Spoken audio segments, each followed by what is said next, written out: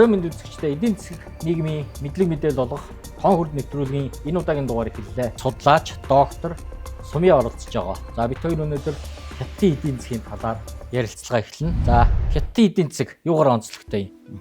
Энэ үнэхээр социалист эдийн засаг юм уу? Капиталист эдийн засаг юм уу? Одоо хятадын онцлогтой социалист эдийн засаг гэж хэлж болно. За энэ нь бол яг хаа 1949 оноос хойш 1979 он хүртэл баг ерөөхдөө төвлөрсөн төлөвлөгөөт эдийн засагтай байж байгаа. 79 оноос хойш одоо нээлттэй алханы бодлого явуулж далайн эргийн одоо бүс нутгуудаа ээлжил дараалан нээлттэй болгож одоо эдийн засаг зах зээлийн эдийн засаг руу шилжүүлсэн байна. Одоо нийт аж ахуйн нэгжийнхэн ч гэдэг юм уу эдийн засгийн хэдэн хувь нь хувийн хвшлийн эдийн засгаар явдаг. Нийт эдийн засгийн хувьд бол 57 сая гаруй одоо аж ахуй нэгж хувийн одоо яг хязгаарлагдвал хариуцлагатай хувьцаат тийм компаниуд байгаа. За тэгээд ерөнхийдөө ингээд бизнес гэсэн үг шүү дээ. Хувийн өмчийн бизнесийн хувьд бол одоо бараг 180 гаруй сая байгаа.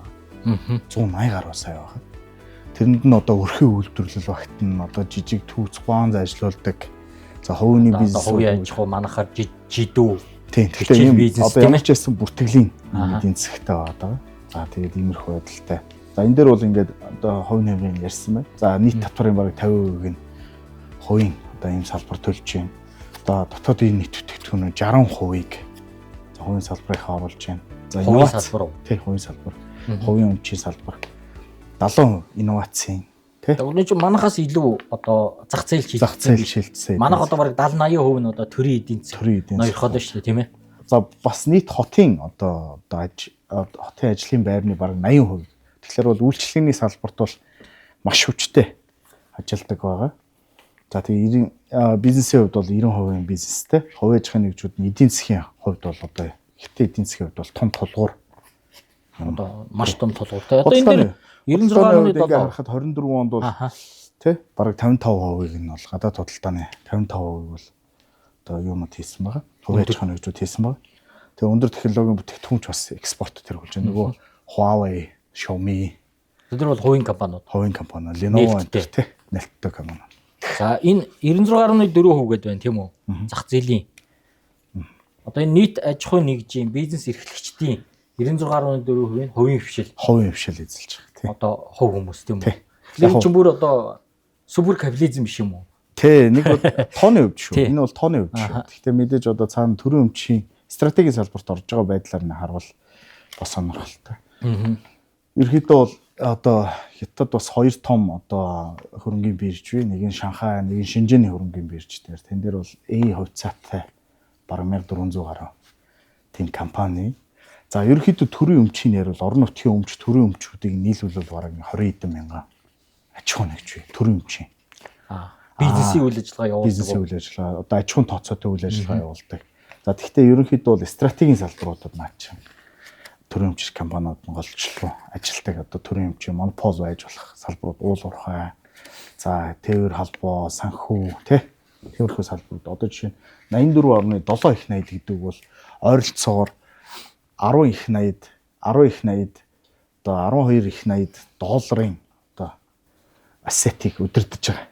Төрийн өмчийн компани. Одоо ашиг орлогоор ч гэсэн 4 их найд гаруй юаны ашиг орлоготой. Роёын хувьд бол бараг 9.8%. Тийм. Маш өндөр. Өөрийн хөрөнгө өгөөж хувьд бол ямар ч 7.2%. За манай энэ төрийн өмчийн компаниудаас одоо юугаар ялгаатай байна? Нэгт бол би бол одоо олон нийтийн бүгдээрээ одоо олон нийтийн компани болсон. Харьяатай болсон байна. Зарим нь бол одоо томоохон хариуцлагатай гэрэт удирдлагуудыг бас удирдуулж байна, тий. За мөн маш их хяналтууд бас бий. Улс төрөөсөө салгаж чадсан байна, тийм үү? Олон нийтийн хяналт руу оруулж чадсан байна. Мөн орон нутгийн онцлогийг нь бас оруулж чадсан тиймэрхүү юмуд байна. За үндсэн шинж чанаруудын хувьд эдийн засгийн хувьд шүү дээ, тий. Тийм төрийн өмчийн компаниуд нь бол ер нь стратегийн салбарт холбоотой байдаг. Ямар салбарууд вэ? За би түрүүнд хэллээ. Дид үтц, тий? Дид үтц. За бусад зарим үйлчлэгээний салбаруудад тий иймэрхүү байдалтай ажилладаг байна. Хөдөө аж ахуй салбарт ч бас бий. Тэгээд одоо ерөнхийдөө бол будаа хүртэл одоо стратегийн бүтээгдэхүүн байдаг. Тэгээд будааны экспорт импортыг маш их хянаж байдаг. Одоо том China Food гэдэг одоо корпорац хүртэл байна. За энд одоо бас ингээд яг бодлогын шинжтэй ингээд зах зээлийг удирдах гэж оролдохоор бас болохгүй хаа. бас одоо бас хүндрэлүүд гарч идэг. Тэгээд их төрийн эмчийн компаниудыг хамгаалах гэж одоо монополийг дэмжиж эхэлдэг. Тиймэрхүү бас бодлогын алдаанууд бас хайдаг. За ерөнхийдөө бол 1.4 тэрбум хүн амтай. Тэгээд нүүбийн одоо аж үйлдвэрлэлийн нөгөө бүтцээр бол одоо perfect гэдэг юм уу? Одоо бүрэн төгс одоо тийм аж үйлдвэрийн бүтээгдэхүүнтэй улс бол хятад байгаа. Гэтэ яг одоо бас зарим асуудал байна. Ажил хүчний зарим талаар илүүдэл байна. Зарим салбарт хит овоорсон байна. Зарим салбарт байхгүй гэдэг ч юм. Өөрийнх нь онцлог бол бас байна хэтээ эдийн засаг. За ямар давуу талууд байгаа манай одоо хөрш хамгийн том хөрш тийм ээ. Тийм. Хувийн хөрш. Ерөнхийдөө бол одоо стратегийн салбар одоо тийм түүнд хэлж байгаа чип тийм өндөр технологийн салбарт бол ерөнхийдөө 80% өөртөө хангаж эхэлсэн ба. За мөн одоо та бүхэн харж байна бас одоо зам тээврийн салбарт бас монопол байна. Өндөр хурдны технологи эзэмшиж байна. Дэлхийн одоо бараг 70% одоо өндөр хурдны төмөр замын 70% хятад эзэмшиж байна. Одоогор. За хувийн аж ахуйн нэгжийн хувьд бол тий одоо бас л одоо батарей, за ийм машин, тоног төхөөрөмж, элдв зүйл дээр бол бас өндөр инновацийг шингээж зах зээлдээ нийлүүлж байгаа. Тийм нөхцөл байдлууд харагдаж байна. Эдийн засаг дээр ч гэсэн бас доктортой байдал бас байна. Ерөнхийдөө эдийн засгаа доктортой ойлгоход бол томоохон стратегийн салбарууд дээр нь төрийн эмчин дамгайлаад үйлчлэгээ болоод маркет хийж болохоор салбарууд нь ерөнхийдөө бол хувийн салбар байна. Одоо энэ том хотууд нь одоо нөгөө манайхаар манай хотын захиргаанаас нэг хөөгөөд байдаг гар дээрх худалдаа, түүц тийм үү?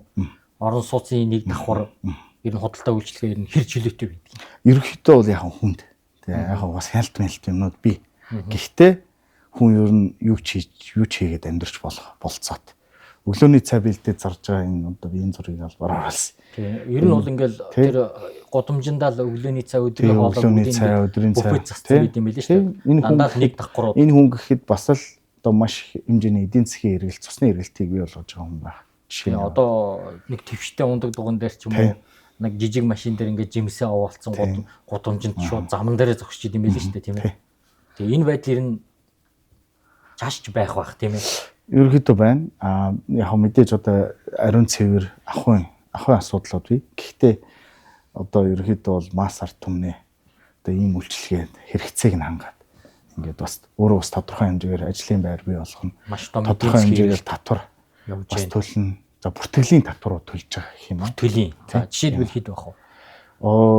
Татварын хувьд ер нь бага. Бага. Одоо ингээд зөвхөн гар дээр тухайн мужаасаа хамаа. Ерөнхийдөө бол 5%-аас 5% бизнес эрхэлж байгаа бол ер нь их бага хэмжээний татвар төлөх юм биш тийм ээ. Тэр нь бол илүү бүртгэлийн талтай. Бүртгэлийн талдаа нэг удаагийн гэсэн үг. Би түрүүнд хэлсэн шүү дээ. 180 гаруй сая одоо ийм хувийн аж ахуйн үйлдвэрлэл явж байна гэхээр тийм байна. За мэдээж бүтцийн сул талууд байна. Эрэл тентэр янз янзаар савлж идэг. Заримдаа нэг газар нэг оорц. Өөс хэрэгцээ аваад зарим талд нь байдаг. За нийлүүлэлтийн үр ашиггүй байдал шүү дээ. Яг тэгвэл энэ өөрөө их том эдийн засаг ингэ савлж идэг. Тэгээ бас хөгжлийн ялгаа маш ихтэй. Ерөнхийдөө бол одоо ингээ манайхтай хэлдэг хэсэг бол ерөнхийдөө бол одоо аж үйлдвэрлэлийн одоо онцгой бүс бол биш байна. Илүү уул уурхай эрчим хүчний салбарын томоохон стратегийн одоо бүс нутаг байна. Тэгээ тэнд одоо цахилгаан эрчим хүч үйлдвэрлэж байна. За нүүрсний хэрэгцээний 3-1 үйлдвэрлэж байна гэх юм. Өвөр Монгол, Шинжаан, Гансу өндөр. Тэгээ тэд нар нь голдуу юугаар хийж яаг вэ? Төрийн өмчт томоохон компаниудаараа одоо тэнд эдийн засгийн удирдах гэдэг. За тэрнийх нь одоо бид нар хамгийн их харилцаж байгаа хүмүүс нь тэд нар байгаа гэдэг. Тэгэхээр төрийн өмчийн энэ загвар нь ингээ Монголд ингээ нөлөөлөд хоорондоо харьцахдаа дандаа төрийнх нь төвшөнд яриад доотлолт төрийн өмч гаргаж ирээд хоорондоо ингэж харьцдаг. Манайх одоо нөгөө нүүрсээ зархлаар одоо хэтийн төрийн өмчийн том компани гаргаад нөгөө China Energy-тэй ярих гэдэг. Одоо монголчууд бас яг өдөрс нь бас төрийн өмчийн компани байгуулж байгаа гэж харьцдаг. Иймэрхүү хэлбэр рүү орчлолт 10 сүүлийн 10 жилд. Тэгээ өнөөдөр эдийн засгийн харахаар Монгол том төсвөөсөө том одоо asset удирддаг том компанитай энэ болцсон байх жишээ нь. Тийм байна. За тэгээд мэдээж хүчин зүйлийн гажуудлууд байна тий. Санхүүжилтийн бас өндөр өртөгтэй тулгардаг байгаа тий. Хувийн аж ахуйн нэгж бас инфляц байна. За тэгээд элдв зүйлүүд бас байна. За мөн хитэн нөгөө одоо муж хоорондын тэр юунууд байна. Шилжих хөдөлгөөнүүд, механик, миграцуудыг бас айгүй хяналттай байлгадаг. За жишээ нь өвөр Монголоос шууд урагшаа Шинжэн Гуандун руу явхад хүртэл хүндрэлтэй юмнууд байгаад байдаг. Тэр асуудлуудаас байгаа гэдэг. Ерөнхийдөө бүтцийн сул талууд бол байна. За бэрхшээлүүд бол янз янз байна. За үрийн бэрхшээлүүд байна. За хүн амь зүй хөгшөрч байна, тий. За төрөлтийн түвшин буурч байна, тий. Одоо иймэрхүү. За геополитикийн хүндрэлүүд бас байна. Европ, Америктэй, барууны орнуудтай хятад бас сөргөлдөх байдал маш их нэмэгдлээ. За зүүн өмнөд Азад ч гэсэн одоо далайн хямралууд бас агиох тулгарч байна. Нэг үйл хөдлөлийн салбарт нэг үргэлжилсэн одоо он удаан жил үргэлжилсэн нэг хямрал яваад байгаа шүү дээ. Одоо тэрийг ер нь юу гэж харж байгаа вэ? Тэрийг ер нь шийдэж чадхаар байна уу? Үйл хөдлөлийн хямралыг одоо ерөнхийдөө бол контролдож болох хэлбэр дээр рүү авчирсан байгаа гэж бас харж байгаа. Мангар том одоо маш том одоо өрийн бүтцтэй байсан компаниг бол дампууруулаад ассетийн дахиж reconstruction дахин санхүүжүүлэх байдлаар шийдэж явж байгаа гэж би ойлгосон. За гүйцэд баригдаагүй орон сууцнуудыг банкуудын санхүүжилт гаргаж гүйцээгээд ард иргэдэд бас тодорхой хэмжээнд олгож явж байгаа гэж харсан. Мэдээж ерөнхийдөө бол хэтийн хувьд бол эдийн засгийн хувьд бол хүндрэлүүд тулгарч байна. Ерөнхийдөө бол ойрын жилүүд. За манай экспортын 90%-ийг ойролцоогоор одоо манайх урт түвш рүү гаргадаг. За импортын 40 орчим хувийг бас урт түвшээсээ авдаг. Одоо ер нь манай эдийн засгт бол маш том нөлөөтэй 70% ийм хөрш орон байгаа тийм ээ. Тэгэхээр одоо тухайн улс оронд гадаадын хөрөнгө оруулагч нар хэр их вэ? Гадаадын хөрөнгө оруулагч нар хэр нээлттэй? Тийм, ерөнхийдөө бол бас маш их хэмжээгээр нээлттэй байгаа. Мэдээж би түрүүнд дурдсан төрийн санхүүгийн төрийн стратегийн ордууд, стратегийн салбаруудад бас одоо гадны хөрөнгө оруулалтыг оруулахгүй байх. Тийм сонирхлууд байдаг боловч энэ үйл хөдлөлийн салбар болоод за үйлчлэгийн салбаруудад бол одоо бас гадны хөрөнгө оруулалт ороогүй салбар юу байхгүй. Тийм. Одоо жишээ нь 5 удаатай буудлуудад 4 удаатай буудлуудаас харахад дэлхийн бүх одоо сүлжээ буудлууд хятад байна. За одоо commercial apartment те үйл хөдлөлийн салбаруудад маш их олон гадны сангууд орж иж бас оролцсон байна те. Тэгэхээр ерөнхийдөө бол одоо энэ стратегийн хувьд хориглоогүй салбарууд эсвэл хятадын засгийн газраас стратегийн хувьд урьсан тийм компаниуд бол одоо маш их хөрөнгө оруулж байгаа харагдаж байгаа. Яг сүүлийн стратегийн салбартаа бол одоо гадаадын хөрөнгө оруулагчдыг бүрддэг юм байна тийм ээ. Яг би сүүлийн үед бол тий. Сүүлийн үед би зүгээр харж байгаа зөв геополитикийн хүндрэл нь одоо хөрөнгө оруулалтыг бас үргээх, зүгтаалгах. За бас ямар нэгэн байдлаар хүндрэлүүдийг авчрах. Тийм салбарууд байгаа. Жишээ нь Foxconn одоо энтхэг Вьетнам руу шилжсэн байх жишээ нь. Тэгэхээр энд бол бас асуудлууд байна. Тэгээд тэнд бол хоноо мужид бол 20-30 мянган хүн ажиллаж исэн байх жишээ нь тэр үйлдвэрүүд. Тэгэхээр ажлын байр бол бас хөрөнгө оруулалтад дагаад бас унж идэг. Тэгэхээр хүндрэлүүд бас тэнд байгаа. Тий. За өнөөдөр манай бизнес эрхлэгч нар тийм үү зөвхөн урагшаа явахлаараа урдаас ямар бараа үйлчлэгээ авчирч одоо Монголдо зарах уу бий болох уу гэж ихтэй хардаг. Одоо бид нар энэ өнцгөө бас өөрчлөх ёстой. Яг л дэлхийн маш том зах зээл одоо бидний хаяанд байна шүү дээ. Тэгэхээр бид нар тэнд ямар нэгэн одоо жижиг дунд бизнес эрхлэх боломж ер нь ямар байдгийг. Тийм бололцоо ер нь байгаа юу? Гадны бус улс орнууд тэнд жижиг дунд бизнес эрхэлдэг үү? Бус улс орны иргэд ерөнхийдөө бол өөрөө маш өрсөлдөөнтэй зах зээл. Одоо үйлчлэгээ болоод одоо энэ зах зээлийн шинжтэй энэ салбаруудад байгаа хэлбэр нь би түрүүнд харууллаа нөгөө өглөөний хоолны салбар дээр хүртэл маш өрсөлдөөн байгаа. За бүр ингээд дараачийн хуудсан дээр харуул ингээд нөгөө хүргэлтийн салбар дээр хүртэл хэд өөрсдөө маш өвчтэй байдаг. Тэгэхээр иймэрхүү жижиг дунд үйлдвэрлэлд бид орж чадахгүй гэдэг бол бид нарын өрсөлдөх чадвараас хамаарна. За бид ямар маркетинг авч явах юм, ямар одоо салбар сегмент руу орох юм, хэн рүү чиглэх юм. За өвөр Монгол хүмүүс рүү чиглэх юм уу, эсвэл зөвхөн хятад хүмүүс рүү чиглэх юм уу? Бид үхрийн мах зарах юм уу? За эсвэл юу яах юм? Зөвхөн оймс зарах юм уу? Тэгээ бид хятадын хэлж байгаагаар 1 сая одоо хос оймс авъя гэдэг одоо захиалгад нь бид биелүүлж чадах юм уу? Яах вэ гэдэг дээр бидэн дээр бас асуудлууд байна. Мөн баглаа буудал одоо сав баглаа буудал одоо өрсөлдөх чадварын тэр шаардлагууд дээр нь бид ер нь биелүүлж чадах юм уу гэдэг дээр бид бол маш их анхаарах хэрэгтэй юм шиг. Одоо жишээ нь үзэсгэлэнд ингээ очиод харж байхад хятадын баглаа буудал бол одоо зүйлээрээ ялгаатай. Мөн аюу цэвэрхэн тэгээ дизайны хувьд бас хятад одоо онцлог тааруулж энэ төр зарсан юмнуудыг маш их таатай нүгэтэй ирээд авж яхад бид бол нөгөө яг Монгол иргэддээ таарсан тий. Эсвэл Монголын зах зээл таарсан бүтээгдэхүүнээ шууд ямар ч өөрчлөлтгүй шууд авчижээд. Тэгэхээр тэр нь бол өөрөө нэг удаа бол зарж магадгүй. Тэгээ хоёр дахь удаа бол зарагдахад хэцүү. Мөн өөрөө тэнд үйлдвэрлэл эрхлээд яг тэрийгэ зарныг бол хүн авахд бас хэцүү. Тиймэрхүү хүндрэлүүд байна. Тэгэхээр бид бол инновац шингээх хэрэгтэй байна, өрсөлдөөн шингээх хэрэгтэй байна. За мөн эдийн зах зээлийг маш сайн ойлгох хэрэгтэй.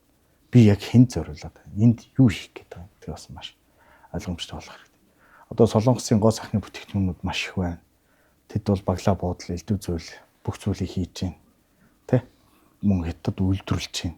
Тэр бол харагдаж байгаа. Тэгэхээр бол бид бол яг нэг тиймэрхүү маш их инновац шингээж ижил хятад юм зарах хэлбэр гэж. Samsung ч гэсэн тэ эдийн зах зээл тэгж орж байгаа.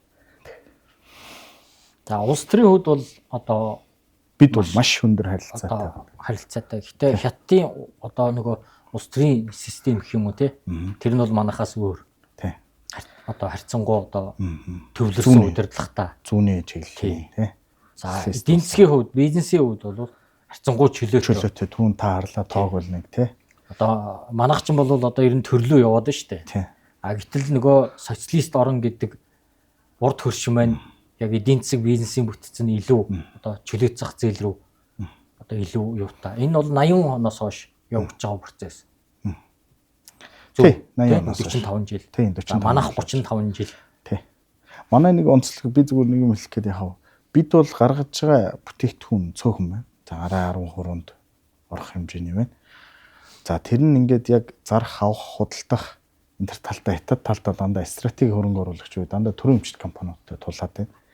Тэгэхээр яг харьцаж байгаа байдал нь төрийн өмчийн хэлбэрүүгөө яваад байгаа. Яг хуу битаас суралцах юмнууд байна.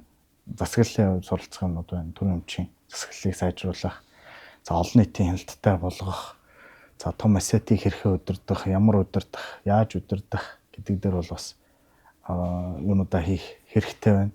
За мөн банк санхүүгийн салбараа бас либералчлах хэрэгтэй байна. Манайх хэдий бид ингээ 14-5 банктай боловч одоо банкны хяналт шалгалт болоод мөнгөний бодлого нэг газар байж идэг. Хүн нэг гараараа мөнгө гаргаад нөгөө гараараа нөгөө санхүүгийн төлсөө удирдах байгаа банкудаа хэмжээд. Тэгээ бид бол ингэ хятадын тэр одоо туршлагуудыг авах хэрэгтэй. Хятадын одоо ардын банк бол одоо мөнгөний бодлогоор удирдах гэдэг байна. Банк даатгал санхүүгийн салбаруудыг тусдаа хяндаг байгууллага. Тэгэхээр ингээд банк санхүү элдв зүйлүүд бид бол бас хяналт либералчлах байдлын дээр бас анхаарах хэрэгтэй юмуд байна. Хоёрт компани засаглалыг яаж сайжруулах, яаж өрсөлдөх вэ? Яаж яах вэ гэдэг дээр бас одоо шийдлээ олох хэрэгтэй. Бид ер нь инновацийг маш сайн хурдан шингээх хэрэгтэй байна. Би саяхан бас ингээд этийн одоо Шэньчжэн, Хонконгийн хувьд байдаг хотоор явж үзлээ. Тэгэхэд бол одоо зүгээр надад нэг юм ажиглаж байгаа. Бид бол инновацаас маш их хоцорч. Тэгэхээр бол одоо би одоо хятад 10,000 хүүхэд сурах уу? Эсвэл бид Монгол улсын их сургуулийг Шэньчжэнд байгуулж инновац цуглуулах гэдэг. Тэ? Хүүхдүүдийг тэнд авчиж 4 жил сургаад хэлтэй болгоод хажуугаар нь инновац ойлгодог болгоод авчрах уу? Тэ? Одоо нэг тиймэрхүү салбар руу явах хэрэгтэй байна. Тэ? Одоо Монгол улсын их сургуульд бол одоо боломж байна. Бид бол маш их мөнгүүдийг одоо ард иргэд популизм зарж байна. Тэ? Тэгэхээр тэрний оронд бол инфляц салбар сургуулиудыг хятад байгуулж ингээд бас ажиллавал бас их бололцоонууд байна гэж. Ер нь бол Silicon Valley байгаа байхгүй. За тэр хятадын төрийн өмчийн компаниудыг ч одоо нөгөө ялсан намын дарга нар сонгуулийн менежерд удирддаг юм байна шүү дээ, тийм ээ. Олон нийтийн хяналт. Ер нь хэд орчим өгн нээлттэй хувьцаат компани байгаа. Түрүүнд нөгөө A хувьцаатаар бол 1400 гаруй байна гэж байна. Тэгээ яг нь ерөнхийдөө бол тийм төвийн засгийн газрын удирдлагатай 100 орчим компани.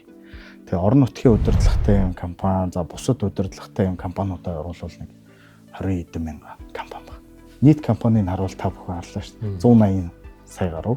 За тэрний 57 сая нь яг аж ахуй нэгжийн одоо бүтцтэй тийм байдалтай одоо 3 аж ахуй нэгж тутмын нэг нь тийм яг формул компани бүтцтэй, бусд нь бол илүү хувийн өмчийн тий иргэний үйлдвэрлэлийн тиймэрхүү аж ахуй нэгжүүд бас явж байгаа. Өрхийн аж ахуй тий бичил аж ахуй. Тийм бичил аж ахуй маягтай явж байгаа.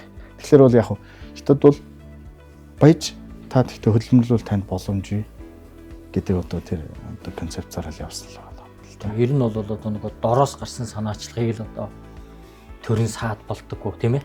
Тийм хэлбэрээр одоо сүүлийн 40 жил. Ерөнхийдөө бол би энэ өглөөний цайг ингээд сая харуулж байгаа юм бичлэг дээр ингээд харуулж.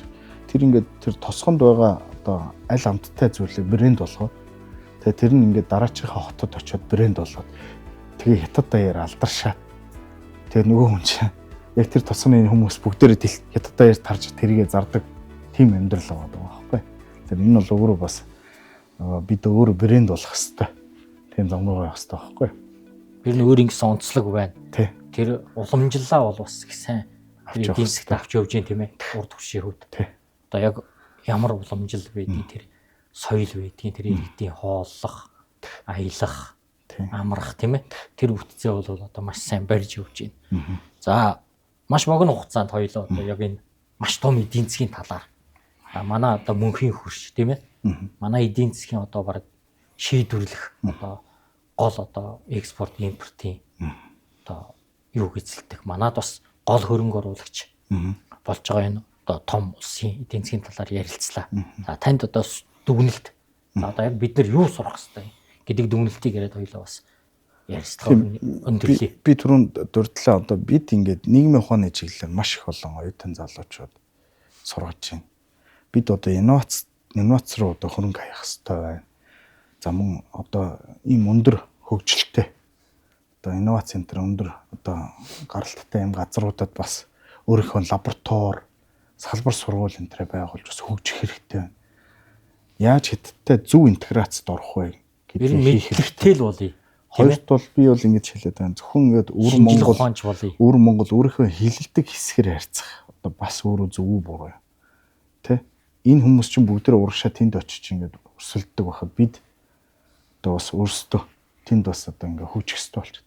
Хятадтай ингээд маш том улс төрийн харилцаатай бол бид бол маш том одоо инновацийн харилцааг үүсгэх хэрэгтэй байна. За бид бол Орос бол өнөөдөр бол бидэнд инновацийг шууд өгөхгүй юм байна гэж би бол ойлгож байгаа. Өнөөгийн нөхцөл байдалд бол мэдээж одоо Хятад Орос бол том гүрэн. Гэтэ өнөөгийн нөхцөл байдалд бол Хятад бол ийм инновацийг бол бидэнд одоо ширлэх болцоотой газар юм байна гэж бол хараад байна. Тэгэхээр тэр тал руу хөгжөөсэй гэж хүсэж байна. Мэдээж Хятадын эдийн засгт бол одоо хүндрэл бэрхшээлүүд маш их байна. Өнөөдөр бол 2025 онд геополитикийн хүндрэлүүд байна. За ажилгүйдэл байна. За хөгшрөлт явж байна. За мөн зарим үйлдвэрлэлийн илүүдэл явж байна. Тэгээ өнөөдөр бол маш их хүндрэлүүд байна шүү дээ. Өнөөдөр ягаад дэлхийд даяарх цахим худалдааг Хятад одоо ийм хүчтэй базаад байна тий. Яг тэгвэл тэр их маш их үйлдвэрлэл байна шүү. Тэрийг ингэж одоо дэлхийд даяар зарах шаардлага байна. Шаардлага дэд бүтц үсгэх хэрэгцээ байна тий. Тэр хэрэгцээний дунд ч бид бас өнөөдөр ингээд Facebook үсгээр та бүхэн дандаа темүүгээр реклам явуулж эхэлж байгаа. Тэгээд иймэрхүү ингээд маш хүчтэй эдийн засгийн нөлөөллүүдийг бид ингээд цохилтуудыг авч идэг. Тэгэхээр бол одоо биш тэднээс бас суралцах юм байна шүү дээ тий. Яванда энэ үйлдвэрлэлүүдийг бид яаж хөгжүүлэх өөрийнхөө ер нь юуг онцолж хөгжүүлэх юм. Юунд бид цаг зарахгүй байх хэрэгтэй тий. Адилхан ингээд оймс хийж барахгүй гэдгийг бид бас зарим зүйлээр бас мэдэх хэрэгтэй. За амьсны хувьд бид ямар онцлогтой байх юм гэдэг. За мах яах юм те махыг яаж гаргах юм те тиймэрхүү онцлогуд бас байна л гэж харж байна.